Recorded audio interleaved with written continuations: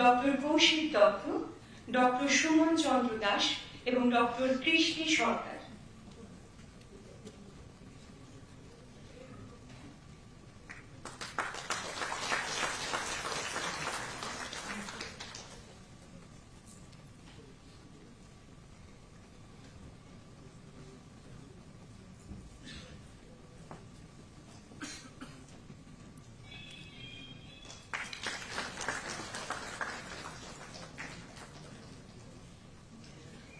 পরবর্তী প্রার্থীরা হলেন doctor Susmita Majumdar, doctor Shapadruti Chakraborty, doctor Moumana Das. Doctor Susmita Majumdar, doctor Shapadruti Chakraborty, doctor Moumana Das.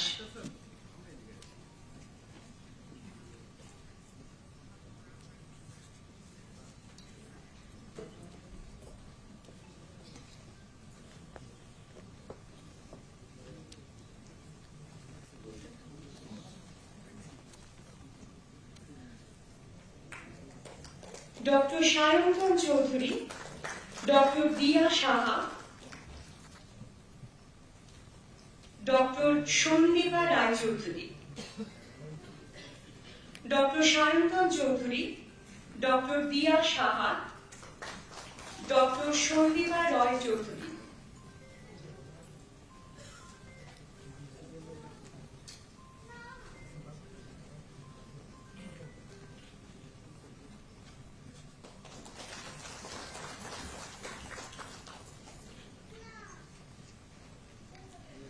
Doctor Sangita Das Baidya, doctor Sougata Ghosh, doctor Debjyoti Das.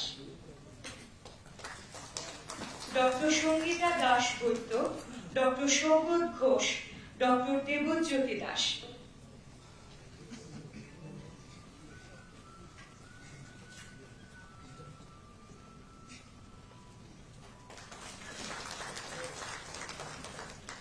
Doctor Rajashree Sen, doctor Shubhradeep Pal, doctor Sourav Dhar. Doctor Rajashree Sen, doctor Shubhradeep Pal, doctor Sourav Dhar.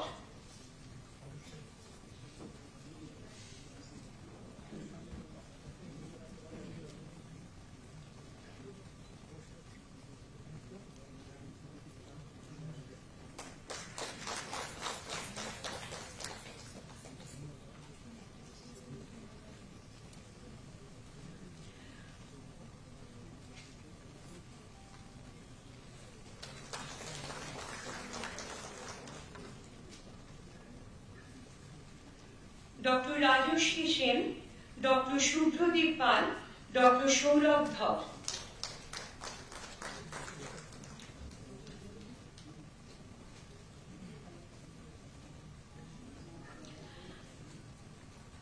Doctor Koushik Nandi, doctor Swastika Debbarma, doctor Rakesh Chandra Pal.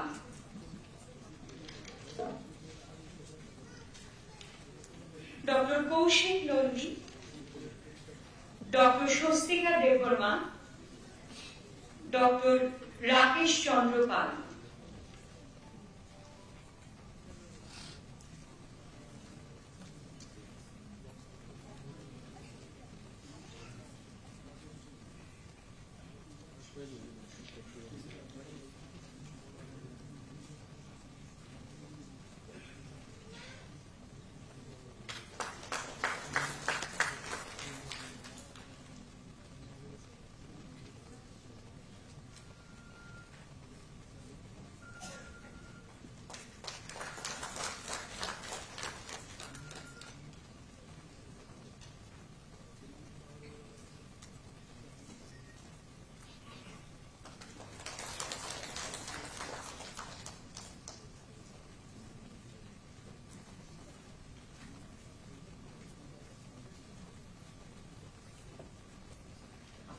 Doctor Anamika Goswami,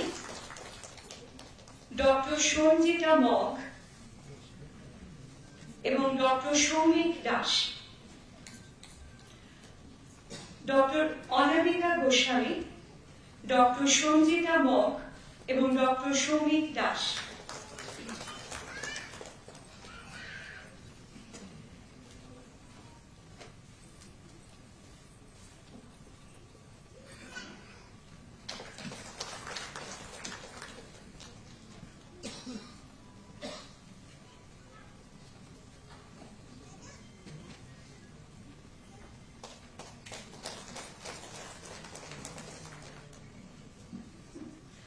doctor Abhijit Debbarma, doctor Prosenjit Das, doctor Suresh Nath, doctor Prosenjit Das son of Shri Satyaranjan Das, doctor Abhijit Debbarma, doctor Prosenjit Das, doctor Suresh Nath.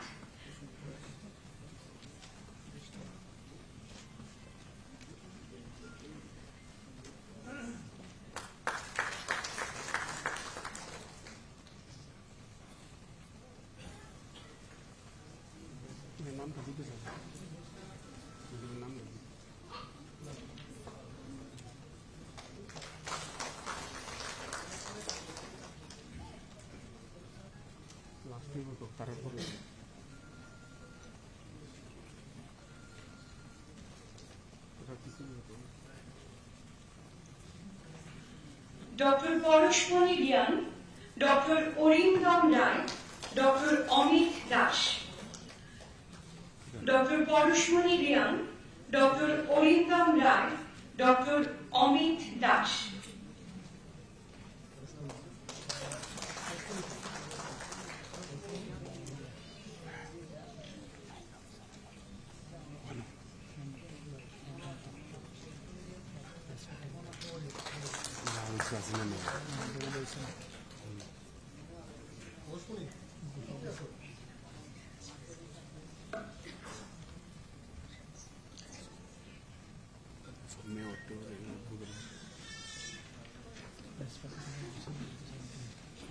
Doctor Ambika Debbarma, doctor Debashree Das, doctor Sayantan Rudrapal, doctor Ambika Debbarma, doctor Debashree Das, doctor Sayantan Rudrapal.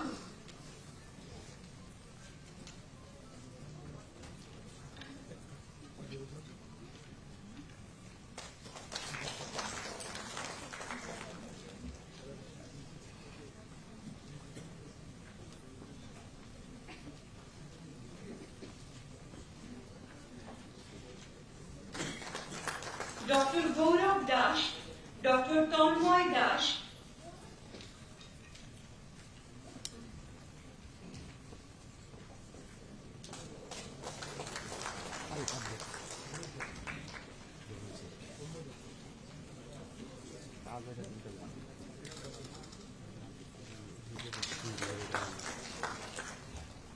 Doctor Gourab Das এবং doctor Tanmoy Das.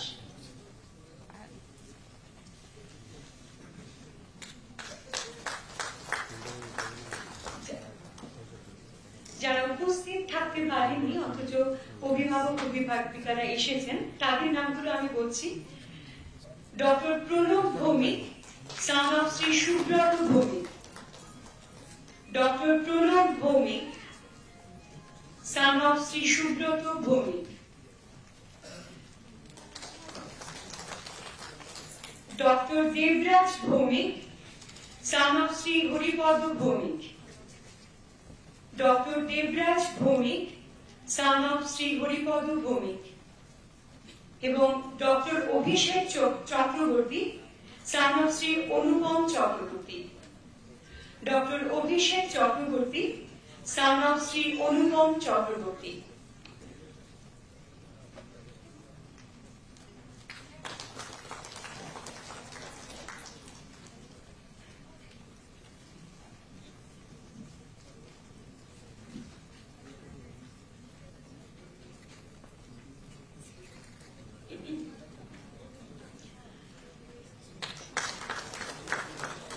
Doctor Subrata Chowdhury, son of Shri Dipak Chowdhury, doctor Saptadipa Das, daughter of Shri Samiran Das, doctor Subrata Chowdhury, son of Shri Dipak Chowdhury এবং doctor Saptadipa Das, daughter of Shri Samiran Das.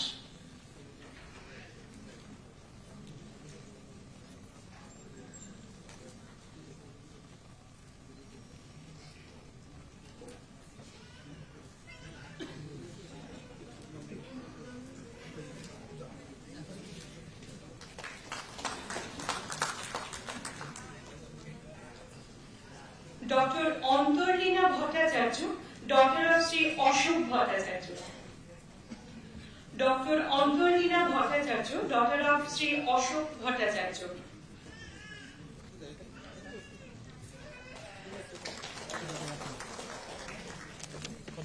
Doctor Bonnishikha Sircar, daughter of Shri Sushanta Sircar.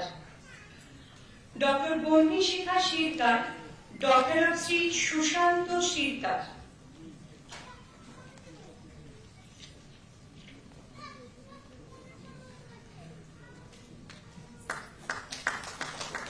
Doctor Antarleena Roy, daughter of Shri Asim Roy. Doctor Antarleena Roy, daughter of Shri Asim Roy.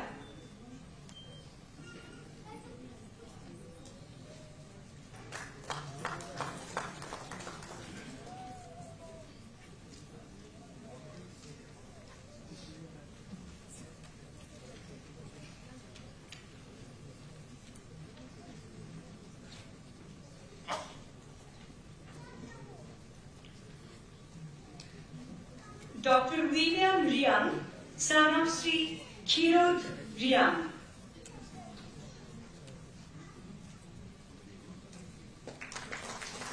Dr. William Riang, son of Sri Khirod Riang.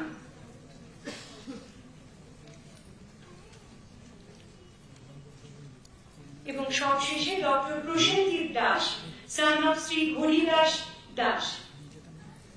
Doctor Prosenjit Das, son of Sri Haridas Das.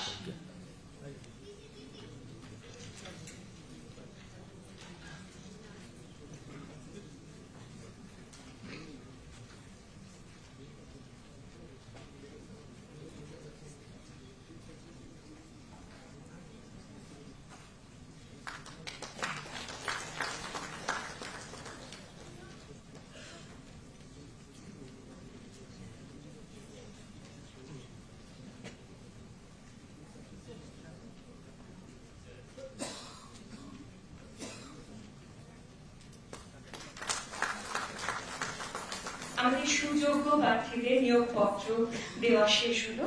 এবারে বক্তব্য রাখার জন্য অনুরোধ করছি মাননীয় মুখ্যমন্ত্রী শ্রদ্ধেয় প্রফেসর ডক্টর মানিক সাহা মহোদয়কে।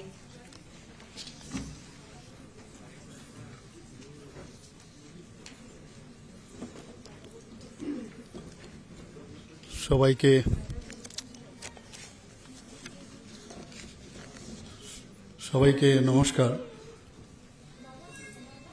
আজকে প্রজ্ঞা ভবনে যে ৪৫ জন স্পেশালিস্ট মেডিকেল অফিসারের যে নিয়োগপত্রের যে অনুষ্ঠান, সেই অনুষ্ঠানে আমাদের মাঝে উপস্থিত আছেন সম্মানিত secretary health Shri Kiran Gitteji, Saju Ahed MD হ্যানেচেন, Shri Rajib Dutta additional secretary, professor doctor Tapan Majumdar director of health services, professor doctor H P. Sharma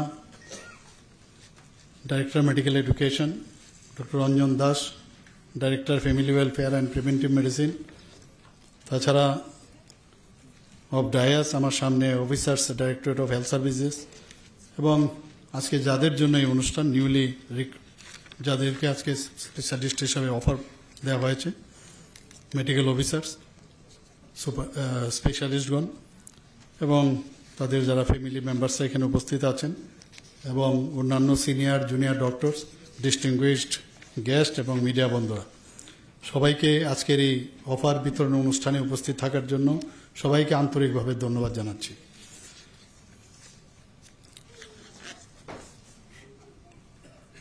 প্রায়ই আমার এখানে যারা বিধায়করা আছেন, মাননীয় বিধায়করা প্রায়ই বলেন আমার এখানে স্পেশালিস্ট দিতে হবে, প্রায়ই আসে, কিন্তু আমাদের কাছে স্পেশালিস্টের সংখ্যা খুব কম ছিল।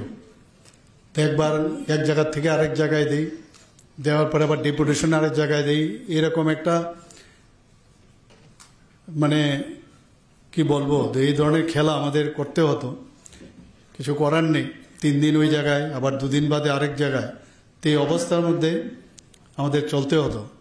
কিন্তু আমার মনে হয় যে 170-র উপরে আমরা টিপিএসসির কাছে আমরা চেয়েছিলাম স্পেশালিস্টের জন্য, কিন্তু মাত্র 45 ক্যান্ডিডেট আমরা পেয়েছি।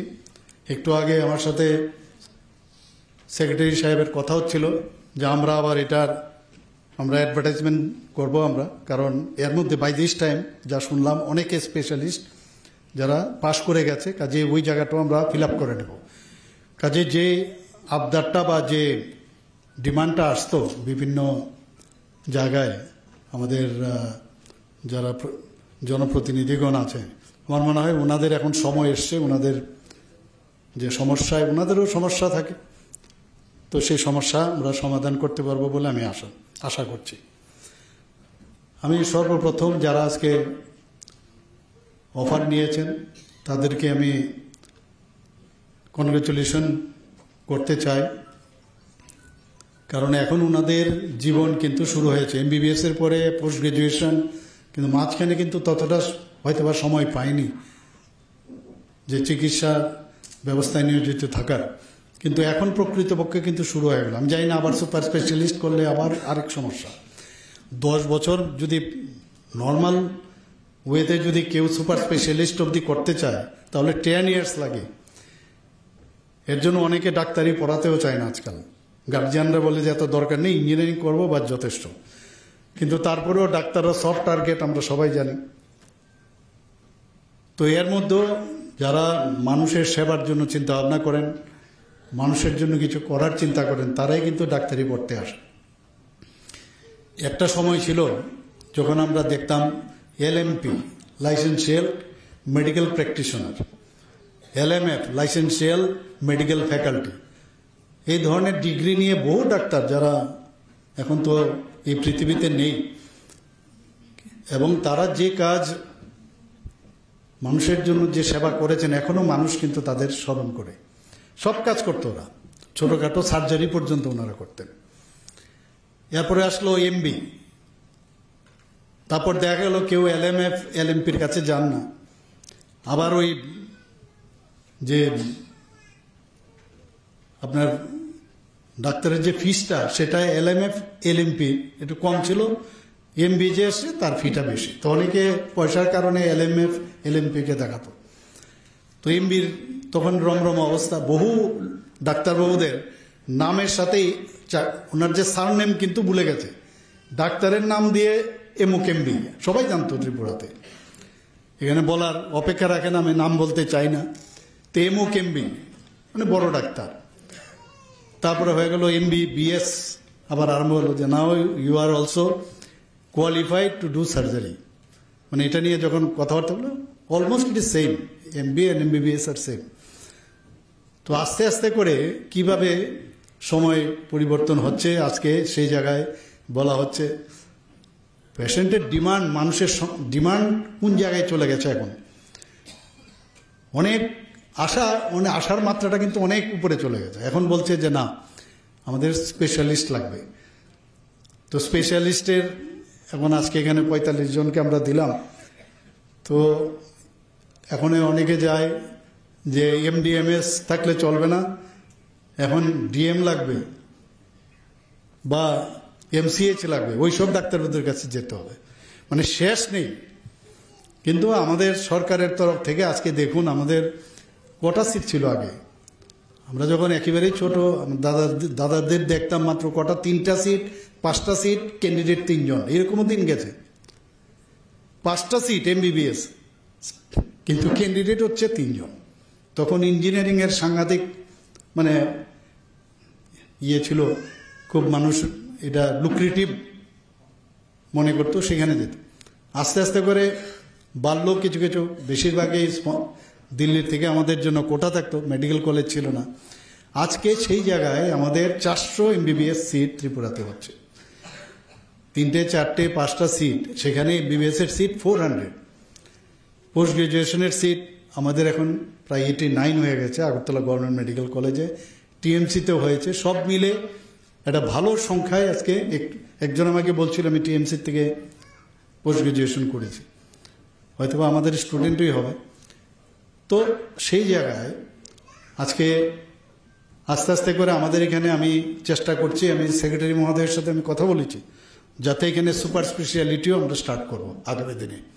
করতে হবে আমাদের। এবং এনএমসির সাথে আমাদের কথাবার্তা চলছে। গভর্নমেন্ট মেডিকেল কলেজে যে সিটের সংখ্যা সেটাকে 100-এর মতো আমরা বাড়ানোর জন্য মোরাললেস সেরকম একটা ইঙ্গিত আমরা পেয়েছি। তাহলে এই গভর্নমেন্ট 2018-তে আসার পর আজকে আমরা দেখছি সমস্ত ত্রিপুরাতে আমরা কিন্তু স্বাস্থ্য ব্যবস্থা একদিকে ম্যান পাওয়ারও বাড়াচ্ছি, শুধু ডাক্তার না, ডাক্তারের সাথে যে আদার যে স্টাফ আছে তাদেরকেও আমরা কিন্তু অ্যাপয়েন্টমেন্ট দিচ্ছি, তাদেরকেও অফার দিচ্ছি, যাতে শুধু ডাক্তারের একার পক্ষে কিন্তু একটা স্বাস্থ্য ব্যবস্থা কোনো অবশ্যই চালানো যাবে না। কাজেই সাইড বাই সাইড তারাও যাতে মানে তাদের ডিমান্ড বা আমাদের ডিমান্ড অনুসারে তাদের যাতে দেওয়া যায় সেটাও আমরা ব্যবস্থা করছি। আজকে টিপিএসসির যে রেজাল্ট বেরিয়েছে আমি বলবো, এখানে কিছুদিন আগে জেনারেল মেডিকেল যে অফিসার তাদেরকে নেওয়ার বেলায় অনেকে অনেক কটূক্তি করেছে। এখানে মিডিয়ার বন্ধুরা এখানে উপস্থিত আছেন, আমি বলবো ইটস এ গ্রেড অনলি। এই গ্রেডের উপর ব্যবস্থা চিন্তা করে কোনো ডাক্তারের তার কোয়ালিটি সম্পর্কে কোনো অবস্থায় কিন্তু মান্যতা দেওয়া বা তাকে মানে তার সেই কোয়ালিটিভ না সেটা বলা ঠিক নয়। এবং সেই সৎসাহস আছে বলেই যদি কেউ 7ও পেয়ে থাকে, 8ও পেয়ে থাকে, টিপিএসসির সেই সৎসাহস আছে বলে তবেই দিয়েছে। কারণ একটা ডাক্তারি পড়তে গেলে একজনের নিট দিতে হয়। নিট খুব এন্ট্রি পয়েন্ট কিন্তু খুব স্ট্রং, মানে খুব মানে স্বাভাবিক না, খুব মানে এটাকে অনেক কঠিন মানে সেইভাবে তৈরি করার পরে নিট ক্লিয়ার করে। তারপর দেখা গেল নিটের পর সে এমবিবিএস পড়তে গেল, ডাক্তারি পড়তে গেল। এমবিবিএস এর সে first year, second year, third year, fourth year, 4টা। এবং এখানে মিনিমাম 50% যদি না হয় পাশই হবে না। আজকে ভাইবা বলছি এবং থিওরি নিয়ে, তা তার তো কোয়ালিটি অলরেডি আছে, সে তো হি or she is eligible to do practice. এখন সরকারি পর্যায়ে যখন আমাদের গ্রেডেশন করি তার সিনিয়রিটিও সেটাকে কিন্তু নির্ধারিত হয়। এটা একটা গ্রেড, এটাকে অনেকে ভুল বুঝিয়ে নানাভাবে চেষ্টা করে এখানে। তো এখানে তার কোয়ালিটি নিয়ে কিন্তু ধরুন আমি একজনকে জিজ্ঞেস করেছিলাম যে সরকারি কাজে যদি তাকে সরকারি দপ্তরে যখন তার হবে জয়েন করবে, তাহলে তার এই 7 পেয়েছে, 8 পেয়েছে, 10 পেয়েছে, তাহলে পেশেন্টের কোন মানে আশায় পেশেন্ট তাকে দেখবে।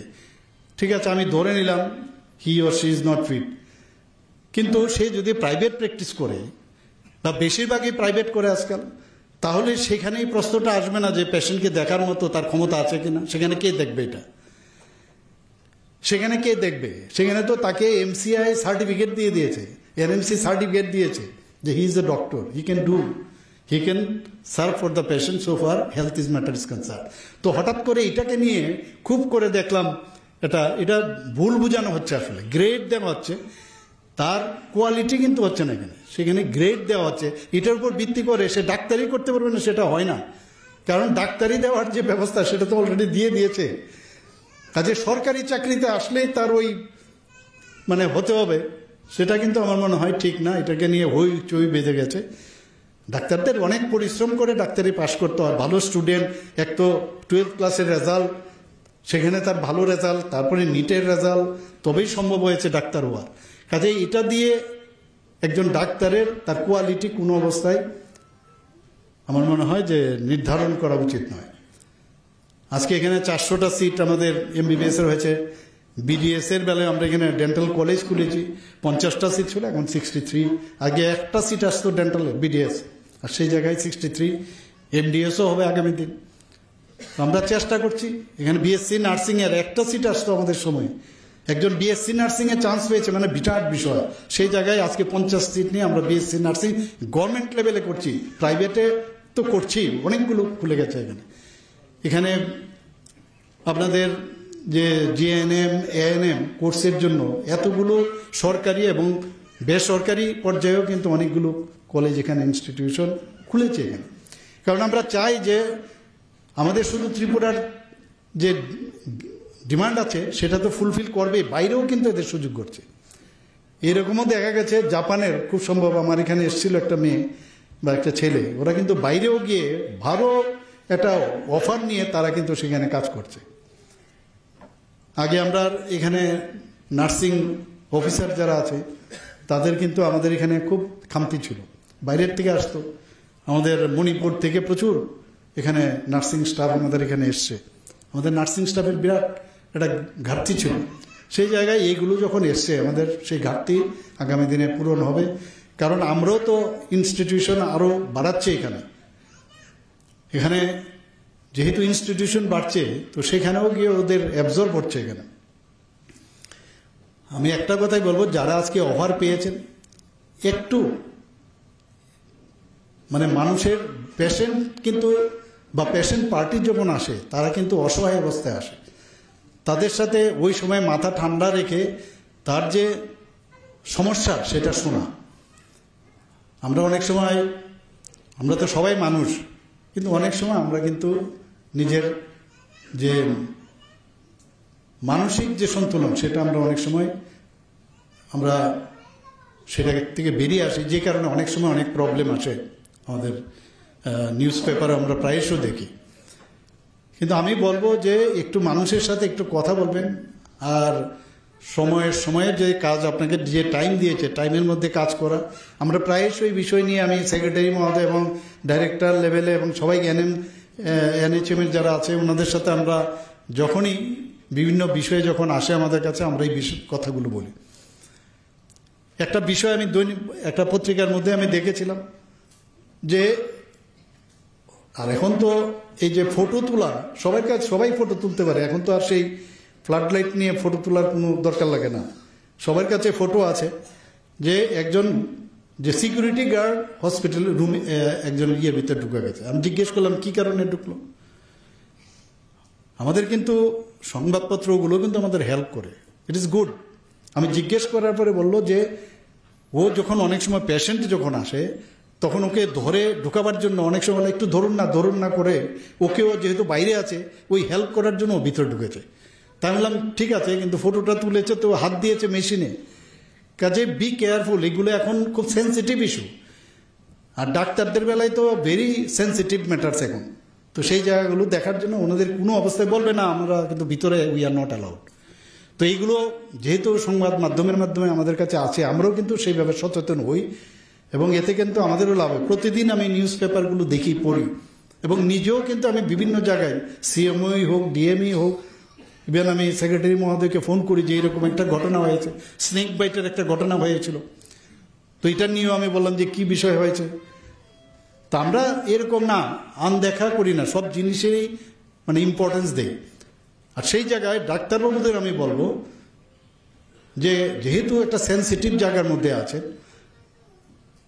তো মানুষের আসলে ওই জায়গাটার মধ্যে আমার ডিউটিটা প্রপারলি আমি করছি কিনা। I am not a postman, খালি রেফার করে দিলাম বাস আমি বেঁচে গেলাম।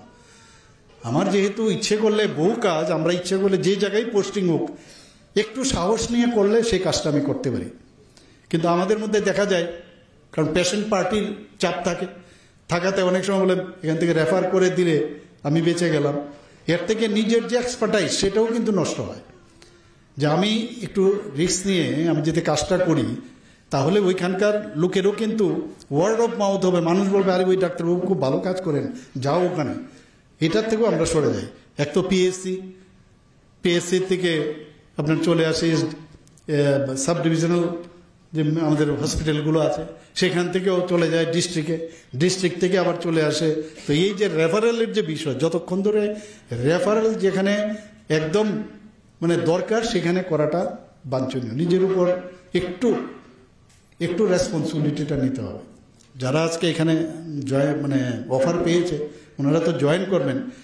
সেখানে এই যে বাইরে যাদের একটু আগে বললেন যে আমাদের সেক্রেটারি মহোদয় বিভিন্ন জায়গায় ওনাদের পোস্টিং দিচ্ছে, সেখানে পোস্টিং পাওয়াতে ওর মধ্যে অনেক বেশি তার ম্যাচুরিটি কিন্তু অনেক ডেভেলপ করবে।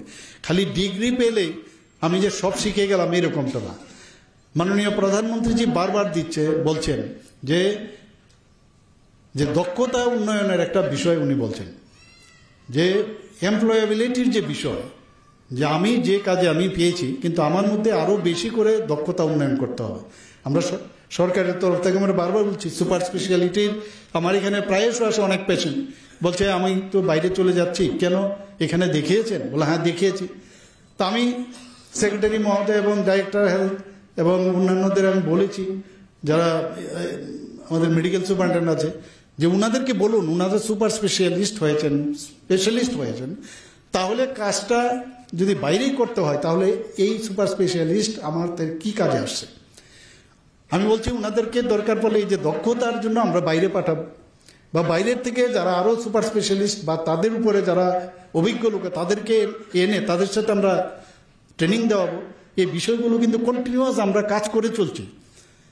কারণ পুলিশ বিভাগ এবং স্বাস্থ্য বিভাগ, এই দুটো বিভাগ কিন্তু সাংঘাতিক সেন্সিটিভ, এবং সরকারের ভাবমূর্তি টোটাল ডিপেন্ড করে এর উপর। কাজে এই জায়গাগুলো কিন্তু আমরা বারবার প্রতিনিয়ত প্রতিদিন আমরা এইগুলোর দিকে নজর রাখছি।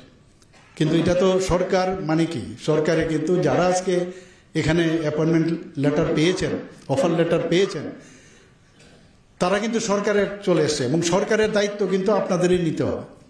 সরকারকে ঠিকঠাক রাখা এটা কিন্তু আপনাদেরই নিতে হবে। আমি পুলিশকেও বলি যে পুলিশের দায়িত্ব আপনাদের নিতে হবে। এখন কাল কিছুদিন আগেও আমি একটা যে আমাদের মায়ের গমন, যে দুর্গাপুজো আসছে সেই নিয়ে একটা মিটিং হয়েছিল। তা আমি বললাম, ক্লাবগুলো যখন আসলো, ক্লাবগুলোকে আমি বললাম আপনারা চাঁদার জুলুম যে করেন, তো আপনারা করছেন চাঁদার জুলুম বা চাঁদার সমস্যা, পত্রিকার মাধ্যমে বলছে সরকারের কি অবস্থা দেখুন, চাঁদার জুলুম হচ্ছে, তা আপনাদের কারণে সরকারের ভাবমূর্তি নষ্ট হয়। তো কেন আপনারা এই কাজটা করেন? যে সরকারকে যদি বাঁচাতে হয়, আপনারা যেখানে যে যার দায়িত্বে আছেন সেই কাজটা যদি একটু মর্মস্পর্শী চিন্তাধারায় যদি ব্যবহার করেন মানুষের সাথে, কে কতটুকু কাজ করলো তার থেকে ফার্স্ট প্রায়োরিটি হচ্ছে পেশেন্ট পার্টি। এবং নিজের মধ্যে কিন্তু সব আছে, এক্সপার্টাইজ আমার কাছে I already have got that certificates. এখন সেটাকে আরও বেশি করে আমি যদি উন্নয়ন করি তাহলে কনফিডেন্সটাও ডেভেলপ করবে। খালি মানে গতানুগতিকভাবে আমি খালি প্র্যাকটিস করলাম, প্রাইভেট প্র্যাকটিস করলাম, পয়সা ইম্পর্টেন্ট, নিজের কোয়ালিটি জীবনও বাড়বে না। আমি এরকমও সার্জেন দেখেছি, নাম বলবো না, আমি এমুক সার্জেন, ভালো সার্জারি করে, যদি করে ভালো সার্জারি, কিন্তু উনার পোস্টিং থেকে সারা জীবন দেখে দেখে সার্জারি করো, এরকমও আমি ডাক্তার দেখেছি। এবং একদম প্রফেসর পর্যন্ত হয়েছে, কারণ তার তো খালি থিওরি পড়ানো, আর তো কোনো কাজ নেই, কিন্তু সার্জারি করেনি, তো এই লাভটা কি? এরকম আমার কাছে খবর আছে এরকম। But he was a very good student, he was a very good surgeon, কিন্তু ওই কাউন্সিলিং করে সার্জন, এই কাউন্সিলিংয়ের দরকার নেই। আমার চাই যে action is always better then words. কাজেই এই জায়গার মধ্যে আমি মনে হয় যে আমাদের টোটাল যে স্বাস্থ্য ব্যবস্থা, আমরা সুপার স্পেশালিটি এখানে শুরু করলাম, কিডনি ট্রান্সপ্লান্ট হচ্ছে, আগামী দিন মোহন ফাউন্ডেশনের সাথে আমরা কথা বলছি যে কি করে আমাদের এখানে যে আমাদের যে বিভিন্ন যে অঙ্গ স্থাপন হবে তার বিষয়ে আমরা সেখানে ওদের সাথে আমরা মুভ করেছি এখানে। তো আমরা আস্তে আস্তে করে চাইছি যে এখানে আমাদের এই ধরনের ব্যবস্থা আমাদের আসুক, এবং আমি আশা করি যে আমরা যেভাবে কাজ করছি আপনাদের সহায়তায় স্বাস্থ্য ব্যবস্থা ত্রিপুরাতে উন্নয়ন হবে। এবং আপনারা দেখুন, যেমন আইন শৃঙ্খলা নিয়ে খুব হইচই হয়, ডাটা বলছে আমাদের 28টা রাজ্যের মধ্যে নিচের দিক থেকে আমরা 3rd পজিশন। এখন ডাটা বলছে যে ত্রিপুরা আজকে 3 ভাগের থেকে 1 ভাগ চলে এসছে এখন রেফারের কেস। তাহলে কি দাঁড়ালো? এটা তো মিথ্যা না। অর্থাৎ মানুষ বাইরে যাওয়ার যে আগে একটা রেফার করার, যে আমরাও চাইছি যে এতে এটা আরও নিচে নামানো যায়। তো এই ডাটা বলছে যে আমাদের প্রপার আমরা যে কাজটা করছি ঠিকভাবে আমরা কাজ করছি। আর কাজ করতে গেলে যদি কোনো ভুলভ্রান্তি না হয় তাহলে বুঝতে হবে যে আমি কাজই করছি না, কাজ না করলে ভুলই হবে না। তো এই জায়গার মধ্যে এই ভুলভ্রান্তি ধরিয়ে যারা দেয় আমরা সেইভাবে শুধরানোর চেষ্টা করছি। 100% আমরা সব ঠিক করবো সেটা কোনোদিনই সম্ভব নয়, কিন্তু আমাদের টার্গেট হচ্ছে যে এটা যেটা বললেন যে কয়েকটা দেশের এত নাম করা ছোট ছোট দেশ তারা কিন্তু আজকে হেলথ সেক্টরে অনেক নাম করেছে। কিন্তু আমরা কিন্তু প্রমাণ করেছি মাননীয় প্রধানমন্ত্রীজির নেতৃত্বে করোনার সময় আপনারাই যেভাবে করোনাকে মোকাবেলা করেছেন। ত্রিপুরা কিন্তু one of the front runner state ছিল ওই সময়, যেভাবে করোনাকে আমরা প্রতিহত করেছি। তাহলে আমরা কেন পারবো না? আমরা কেন ভাববো যে না ওইখানে পাঠিয়ে দিই? আমি আমার প্রফেসর থেকে যে শিখেছি, যে কলেজ থেকে, ওনার উপরেই এখনো আমি ডিপেন্ডেন্ট। তাহলে আমি কি প্রোডাক্ট আমি হলাম? এই যে you should be host on yourself, সেটা যদি হয় তাহলে আমাদের সরকারের পক্ষে অনেক সুবিধা হবে। আমরাও কোনো পেশেন্টকে বলবো যে যান, ওই ডাক্তারবাবু আছে, উনি ভালো ডাক্তার, ওখানে যান, কাজ করবে। এখানে আমি যা দেখলাম অর্থোপেডিক্সের এখানে সুপার স্পেশালিস্ট পেয়েছেন, অবস গাইনিতে বেশি সংখ্যা, যার ডিমান্ড বাইরের থেকে বেশি আছে। মেডিসিনেও আমি দেখলাম, ফিজিক্যাল মেডিসিনও দেখলাম এখানে অনেকগুলো এসছে।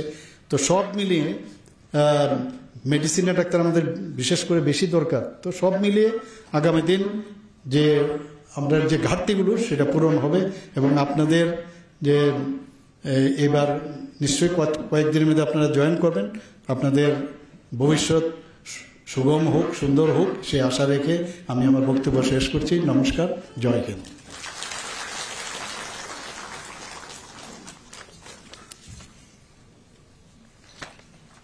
অনেক অনেক ধন্যবাদ স্যার আপনার এই মহামূল্যবান বক্তব্যের জন্য।